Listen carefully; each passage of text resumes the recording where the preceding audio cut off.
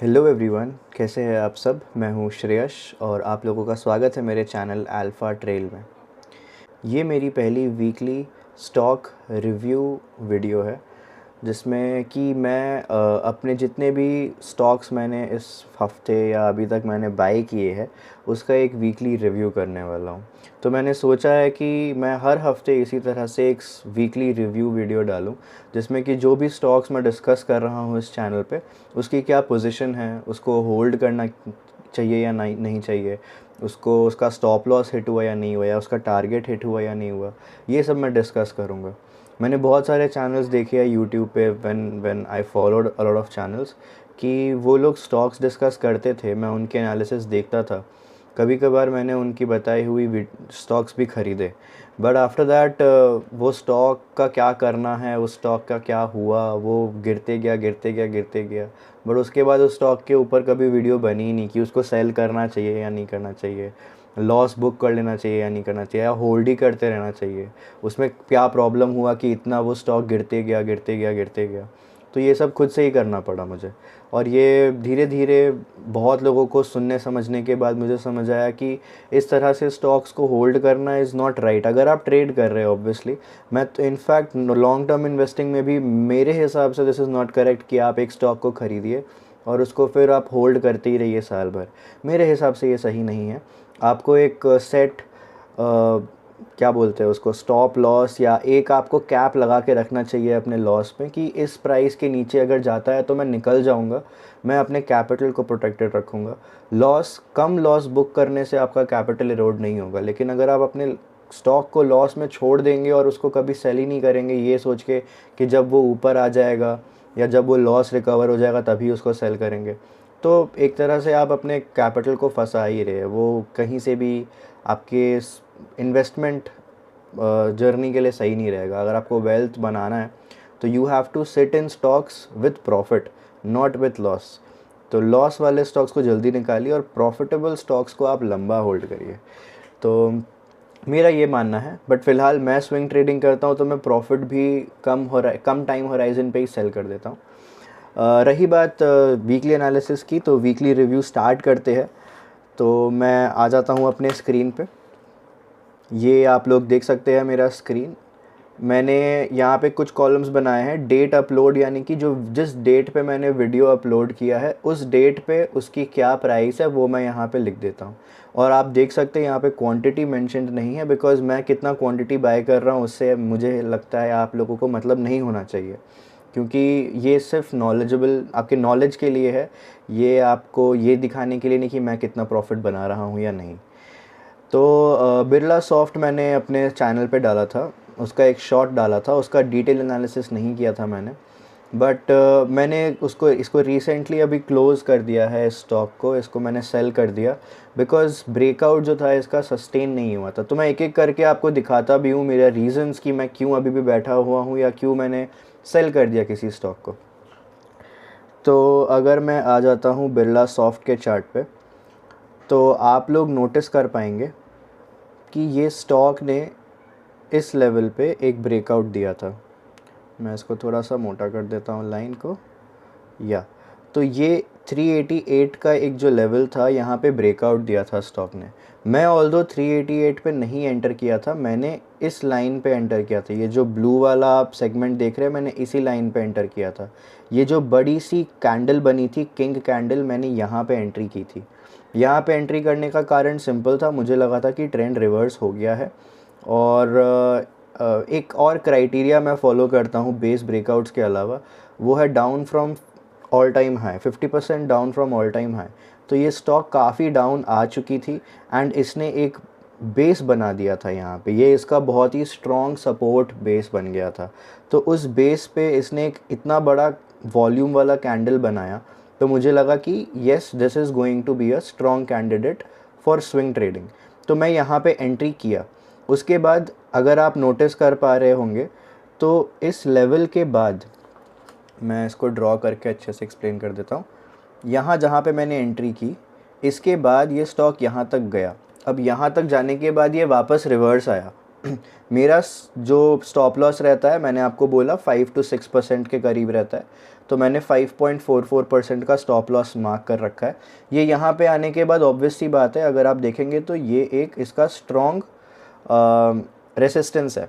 यहाँ पे ये स्टॉक एक बार रुका है, एक और बार रुका है, एक और बार रुका है, तो ये एक स्ट्रॉन्ग रेसिस्टेंस बन गया था।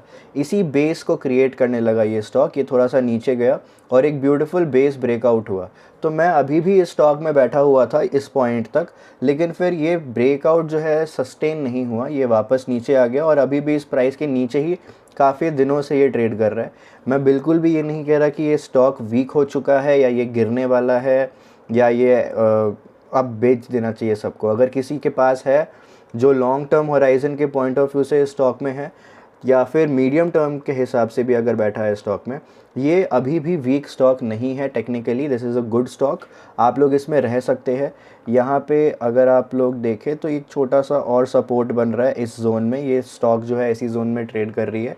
अगर ये 388 के ऊपर वापस आता है, मैं वापस शायद एंट्री इसमें ले लूँगा अगर मेरे पास उस समय फ़ंड्स रहे तो, क्योंकि मैं रेगुलरली फ़ंड्स इधर उधर रोल करते रहता हूँ स्टॉक्स में। तो अगर मेरे पास फ़ंड्स रहे, मैं ज़रूर इसमें वापस एंट्री करना चाहूँगा 388 के ऊपर, अलॉन्ग विद वॉल्यूम्स। इसके वॉल्यूम्स भी अभी काफ़ी कम हो गए हैं, तो इस कारण से फ़िलहाल मैं इस स्टॉक से बाहर हूँ। बट इसका ऐसा मतलब नहीं है कि ये स्टॉक ख़राब हो चुका है। और 2.5% का मैंने बस प्रॉफिट इसमें बुक किया है। कुछ दिन बस इसको होल्ड किया, ज़्यादा होल्ड नहीं किया था मैंने। ऑलमोस्ट 1 महीना हो गया है। 1 महीना में ज़्यादा प्रॉफिट नहीं बना है ऑनेस्टली, बट ये नो प्रॉफिट नो लॉस वाला सिचुएशन है। मैं 2.5% को प्रॉफिट नहीं बोलूँगा। अब आते हैं IKS पे। तो IKS अभी फ़िलहाल 1.34% प्रॉफिट पे है।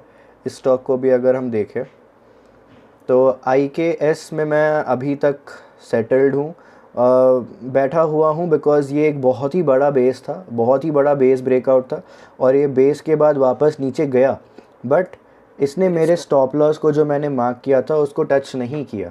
इस रेड कैंडल ने ये मेरे स्टॉप लॉस तक नहीं पहुंचा, इसीलिए मैं इसको अभी तक सेल नहीं किया हूँ। एंड फिर वापस इसने बाउंस बैक किया with a good green candle and a good volume also. तो एक चीज़ यहाँ पे आप लोगों को ध्यान देनी चाहिए कि जब ये स्टॉक ऊपर जा रहा है तो ये बड़े वॉल्यूम्स के साथ जा रहा है, बट जब ये स्टॉक नीचे आ रहा है तो ये छोटे या कम वॉल्यूम्स के साथ नीचे आ रहा है। तो जो रेड कैंडल्स बन रही है उसमें वॉल्यूम्स कम है, यानी कि लोग कम बेच रहे हैं, बड़े प्लेयर्स नहीं बेच रहे हैं। बट जब भी ये ऊपर जा रहा है तब बड़ा वॉल्यूम कैंडल बना, यानी कि बिग प्लेयर्स आर बाइंग, तो ये एक अच्छा सिग्नल है। तो फिर अभी फ़िलहाल ये ब्रेकआउट जोन के ऊपर ही है, बट अभी लास्ट कैंडल जो बना है डेली पे वो एक रेड कैंडल बना है। तो नेक्स्ट वीक देखते हैं ये स्टॉक कैसा परफॉर्म करता है। अब जो है मेरा स्टॉप लॉस ये लेवल नहीं होगा, मैं अब इस ट्रेंड लाइन को जो मैंने ड्रॉ किया है इसको मैं एज स्टॉप लॉस यूज़ करूँगा। तो अगर ये स्टॉक इस लाइन के नीचे आता है, इस ब्लू लाइन के नीचे आता है, तब मैं मे बी इस स्टॉक से निकल जाऊँ for the time being. Again मैं देखूँगा कि इस स्टॉक में जैसे ही स्ट्रेंथ वापस आएगा मैं वापस इसको बाय कर लूँगा। बट मेरा अब सिंपल है कि I am not going to sit in stocks with loss for a long time. Market में 5000 स्टॉक्स है, यानी कि 5000 डिफरेंट अपॉर्चुनिटीज़ अवेलेबल है। जहाँ पे अपॉर्चुनिटी सही टाइम पे सही स्टॉक में दिखाई दे, मेरे हिसाब से वहाँ घुस जाना चाहिए। इसमें आपका लक भी ऑब्वियसली मैटर करेगा कि आप सही अपॉर्चुनिटी सही टाइम पे आइडेंटिफाई कर रहे हैं। हो सकता है आप कभी कभी आइडेंटिफाई भी कर ले बट गलत टाइम पे निकल जाए। तो उस पर मैं खुद भी वर्क कर रहा हूँ अपने आप पे कि मैं एग्ज़िट एकदम सही पॉइंट पे कर सकूँ, गलत पॉइंट पे नहीं करूँ। मैं एंड में आपको 2 स्टॉक्स दिखाता हूँ जहाँ पे मैंने एक स्टॉक में गलती की एग्ज़िट के टाइम पे और दूसरे स्टॉक में वो गलती को मैंने ठीक किया और फ़िलहाल अभी वो सही चल रहा है इन दैट केस। तो IKS का अभी ये है, मैं अभी इसमें हूँ, बट लेट्स सी कि अभी आगे इसका मूवमेंट कैसा रहता है। Talking about the last stock which is Jyoti CNC, ये लेटेस्ट अभी हम लोगों ने डिस्कस किया है। 24 नवंबर को ही मैंने इसकी वीडियो अपलोड की थी। तो एक बार इसका चार्ट भी देख लेते हैं। तो ज्योति CNC को अगर आप लोग ध्यान से देखेंगे तो इसका अभी लेटेस्ट कैंडल जो बना है वो एक बहुत बड़ा रेड कैंडल बना है, but the good part is कि वो रेड कैंडल में वॉल्यूम बहुत कम थी, तो पब्लिक नहीं बेचा है, big players have not sold, तो ये एक अच्छी बात है। एंड ये कैंडल जो है अभी भी अपने सपोर्ट के ऊपर, ये जो ग्रीन लाइन आप देख सकते हैं ये इसका एक बहुत मेजर रेसिस्टेंस था जब ये ऊपर जा रहा था। अब इस ग्रीन कैंडल से इसने इस रेसिस्टेंस को ब्रेक कर दिया, तो ये ऑटोमेटिकली लाइन जो है सपोर्ट में अब कन्वर्ट हो गई है। तो अगर ये रेड कैंडल जो है नेक्स्ट वीक इस ग्रीन लाइन के नीचे जाता है, मैं किस ग्रीन लाइन के बारे में बात कर रहा हूँ मैं अच्छे से स्पेसिफाई कर देता हूँ। If it goes below this green line then मेरे हिसाब से फिर थोड़ा वीकनेस आएगा इस स्टॉक में। लेकिन जब तक ये गया नहीं तब तक हमें कुछ भी अज्यूम नहीं करना चाहिए। We are following a system, तो उसको अच्छे से फॉलो करना चाहिए, रिस्पेक्ट करना चाहिए उस सिस्टम का। तो अभी फ़िलहाल कोई दिक्कत नहीं है। एक रेड कैंडल बना है but it is not a problem. Red candles बनते रहते हैं स्टॉक में, आप देख सकते हैं ये स्टॉक काफ़ी बार ऊपर गया है, अपने रेसिस्टेंस को टच करके नीचे भी बहुत बार आया है, फिर बहुत बार इसने कोशिश किया, फाइनली इसने अपने रेसिस्टेंस को ब्रेक किया था यहाँ पे। अगर आप देखेंगे ध्यान से तो यहाँ पे इसने अपने रेसिस्टेंस को ब्रेक किया था, बट फिर एक रेड कैंडल बनी थी, बट उसके बाद कुछ हुआ नहीं, वापस ये ऊपर गया, अब वापस एक रेड कैंडल बना है। देखते हैं अब नेक्स्ट क्या होता है। We can not comment on this. और अगर मैं वीकली में भी देखूँ, वीकली कैंडल में भी अगर आप ध्यान देंगे, जस्ट अ मिनट, ये वाला मैं डिलीट कर देता हूँ, इसको भी, इसको भी, इसको भी और इसको भी, यस। तो अगर आप वीकली कैंडल को देखेंगे, वीकली चार्ट को देखेंगे सॉरी, तो यहाँ पे एक डबल बॉटम पैटर्न बन रहा है। If I have to show it to you, देखिए ध्यान से, ये एक कैंडल अपना चार्ट नीचे आया, फिर ये ऊपर गया, फिर ये वापस नीचे आया और अब ये वापस ऊपर आ रहा है। अब जनरली डबल बॉटम का जो मूवमेंट होता है, अब ये टेक्निकली यहाँ तक आना चाहिए और फिर it should again bounce back. तो अगर ये वाला जर्नी फॉलो करता है ये stock, it should follow, technically देखा जाए तो चार्ट पैटर्न के हिसाब से this is the general path of a chart. But देखते हैं कि क्या होता है। अभी आप अगर देखेंगे तो यहाँ पे वॉल्यूम का बिल्डअप भी अच्छा बन रहा है, तो ये भी एक अच्छा साइन है। तो इस स्टॉक में भी अभी मेरे हिसाब से कुछ खास प्रॉब्लम नहीं है। हाँ, फंडामेंटली 2-3 दिन में कुछ चेंज हुआ नहीं होगा। तो लेट अस सी कि how does this stock perform आगे।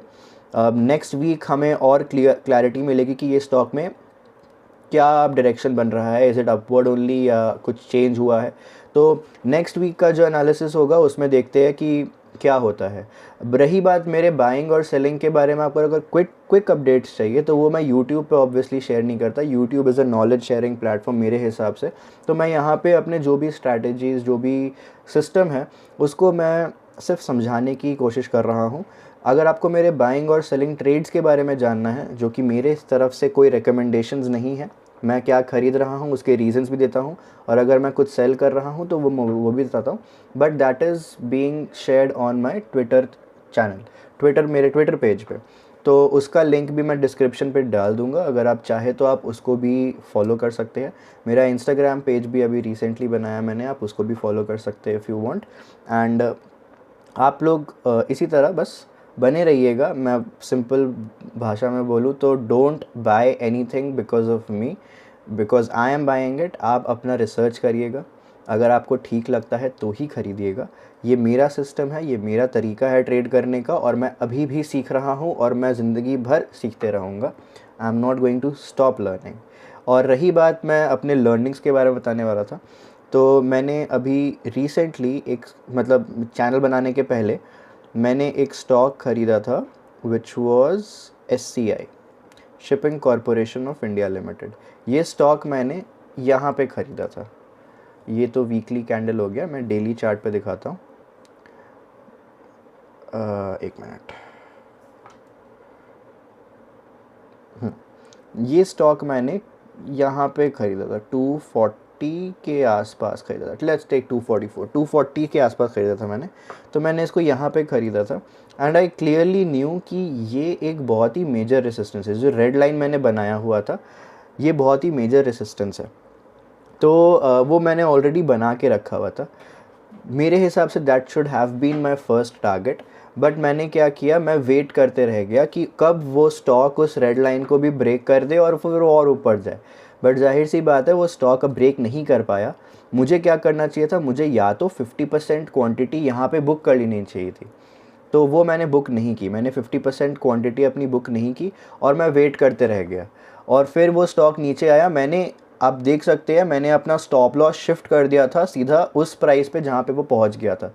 तो मैंने अपना एक स्टॉप लॉस भी रखा था कि जब इस लाइन के नीचे, ये मैंने जो मार्क कर रखा है ब्लू सा एरिया जो आप देख सकते हैं, इसके नीचे अगर कैंडल आती है या स्टॉक आता है तो मैं सेल कर दूंगा। बट अगेन मुझे लग रहा था कि नहीं बेचना चाहिए यार, बहुत प्रॉफिट था, वो हो सकता है ऊपर रिवर्स हो जाए, तो मैंने नहीं सेल किया। फिर वो रिवर्स हुआ भी, तो आई थॉट कि चलो ठीक है, मैंने सही किया। बट अगेन वो स्टॉक नीचे आ गया और वापस देखा जाए तो मुझे अपने बाइंग पॉइंट पे सेल कर देना चाहिए था, but I did not do that. मुझे लगा कि हो सकता है कि ये जो रेसिस्टेंस लेवल इसकी सपोर्ट लेवल जो इसकी बन गई है, ये रेड लाइन नीचे वाली, हो सकता है ये इस पे टच करके वापस ऊपर चले जाए, तो वेट कर लेते हैं, why to sell it at loss. तो मैंने फिर नहीं बेचा, बट वो उसके नीचे आ गई तो फिर फाइनली मैंने सेल कर दिया। अब वो उसके ऊपर चली भी जाता है, हो सकता है नेक्स्ट वीक ये वापस इसके ऊपर चले जाए, बट द थिंग इज़ मैं ऑलरेडी इसमें गलती कर चुका हूँ। तो हो सकता है आप सिस्टम्स क्रिएट करो, हो सकता है आप बहुत कुछ सीखे समझे, बट उसके बावजूद आप कभी कभी इमोशनली ड्रिवन डिसीजंस लेने लगेंगे कि अरे नहीं, हो सकता है मिल जाए, हो सकता है, हो सकता है, हो सकता है, और उस चक्कर में आपसे गलती हो जाए। तो ये मत करिएगा, मैं भी इसको अवॉइड कर रहा हूँ अब।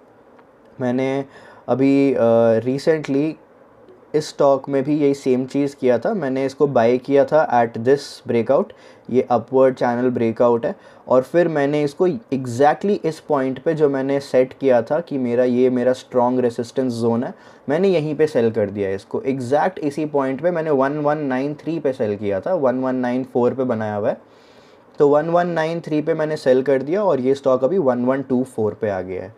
तो इट हेल्प्स, मैं ये नहीं कह रहा कि ये हमेशा सच होगा, बट इट डेफिनेटली हेल्प्स। अगर आप फुल क्वांटिटी नहीं भी तो एटलीस्ट हाफ क्वांटिटी बुक कर लिया करिए अगर आप ऐसा रेसिस्टेंसेस बना रहे हैं, और अगर वो टारगेट्स ब्रेक करता है तो आप बाद में और ऐड कर लीजिए। तो ये एक तरीका है, सिस्टम है, इसको फॉलो करना चाहिए। Don't take emotionally driven decisions market में, क्योंकि सिर्फ आपका यहाँ पे थॉट प्रोसेस नहीं चल रहा है, यहाँ पे और करोड़ों लोग हैं, सब लोग अपने हिसाब से सोच रहे हैं, और मोस्ट ऑफ द टाइम आप गलत हो सकते हैं।